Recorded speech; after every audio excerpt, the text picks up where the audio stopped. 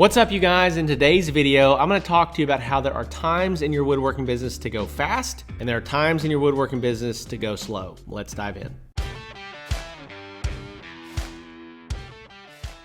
What is up, you guys? Welcome back. As always, I'm so grateful for your time and your attention. If you don't know who I am, my name is Zach Vaught, and I am the owner of Iron by Iron Woodworks. And in the last couple years, we've grown that business from doing just a couple $1,000s a month to consistently doing over $70,000 a month, leaving us with over $900,000 in top line revenue in 2023. And I'm here to help you do the same. And in today's video, I want to talk to you about how to understand in your woodworking business that there are times to move quickly and there are times to move slowly. I'm going to talk about this across multiple facets, okay? So I'm going to talk about this in your manufacturing processes, which is very tactical. I'm going to talk about this in your business growth strategy, which is more of an overall 30,000 foot view. Then I want to talk about this also inside of your own life with your rest and your rhythms, okay? So in your manufacturing processes, there are times to go fast and there are times to go slow. I tell this to my team all the time, and I also tell this to all my clients inside of the Woodworking Business Accelerator program. There are certain things that when you're doing them, you need to go slowly. You need to take your time. And there are certain things that when you're doing them, you need to just get through it and get it done.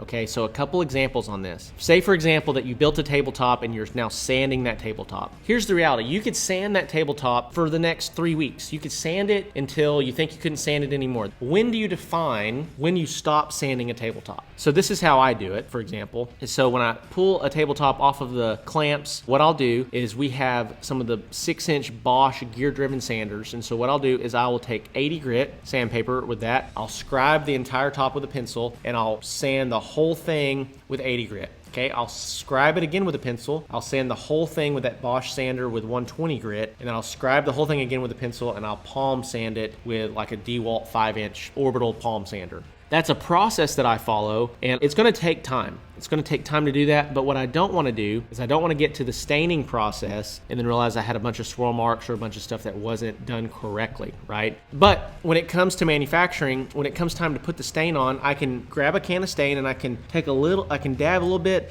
and I can stain the table like this, right? I can stain it, or I can saturate my rag and I can wipe it all down and I can wipe it off and I can be done.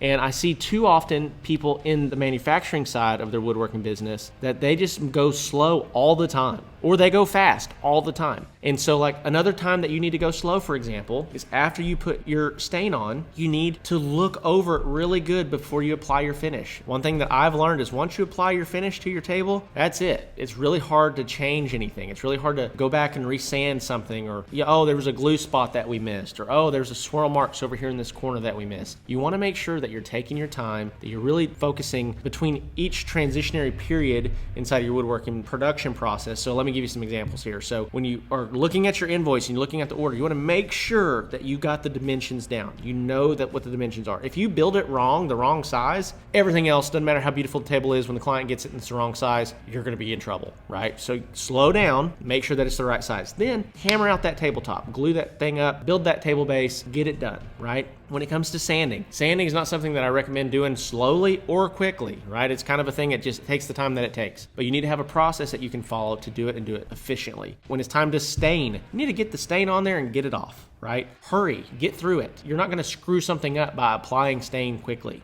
Get the stain on there and get it off. But then before you apply your finish, you need to slow down. You need to make sure that it's perfect, and then when you apply your finish, you need to do it carefully, but you don't have to do it slowly, right? You can do it with a reasonable pace. But then before it goes out to the client, you need to slow down, take 5 or 10 minutes to look over the product and make sure that it's perfect. If you'll do that, you'll increase your customer satisfaction rate, you'll increase your product quality, and this is by going fast at times and going slow at times, because if you're always going slow, you're not going to make any money. Okay, you have to move quickly. And one of the things that people downplay all the time is the power of moving quickly, the power of moving with a purpose. One thing that I realized pretty quickly once I started taking on clients in the Woodworking Accelerator program is that occasionally we'll have a client that just moves really slowly. They have a great product, but they're moving so slow they can't make any money. They'd have to charge 2 times more for all their products, which would price them out of the market because they just move too slowly. They have this perfectionist mentality, and there are times when they need to be moving quickly that they're not. But that's in manufacturing. In business growth, as we're talking about strategy, overarching strategy for your business growth, you need to move quickly in seasons and you need to move slowly in seasons, right?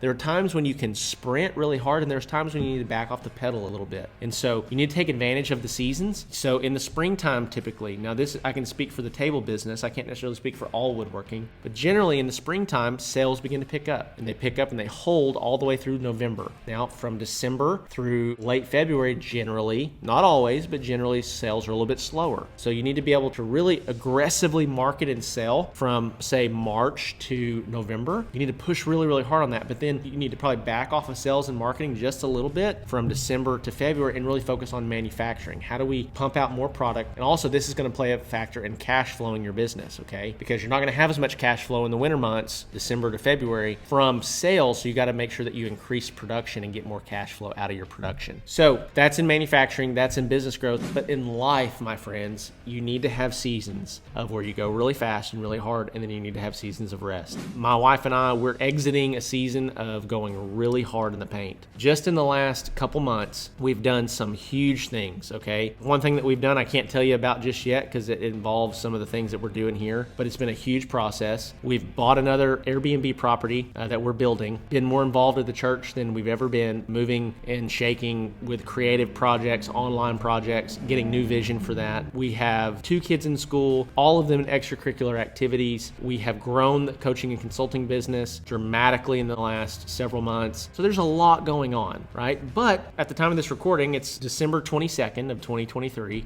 As of Christmas to New Year's, we're going to take a full week and we're going to fully rest during that time. We're going to fully rest, fully decompress, and get some fresh vision and go into the new year excited about all that is to come. And so when it comes to times to go fast and times to go slow, this doesn't just apply to your business, but should also apply to your life. And the problem that I think a lot of guys face, and I also suffered with it, is that I developed this production mentality that if I'm not constantly producing, I'm not as valuable as I thought I was. I also, in all fairness, believe that you should produce. You should generate something. You being on this earth should be better for everybody else, whether you're a woodworker or you're involved in relationships or whatever that might be. You should be effective in whatever realm that you're in. But there's also a really unhealthy mentality around that when you cannot rest, when you cannot slow down. And I want to encourage you guys to rest, to slow down at times, recognize when you need it. You got a long life, right? Most of us are going to live to 70 or 80 years old. And so take your time at times, but when it's time to hammer on the gas, hammer on the gas. But then know when you're tired and you need to refuel, to pull into the gas station and take a break.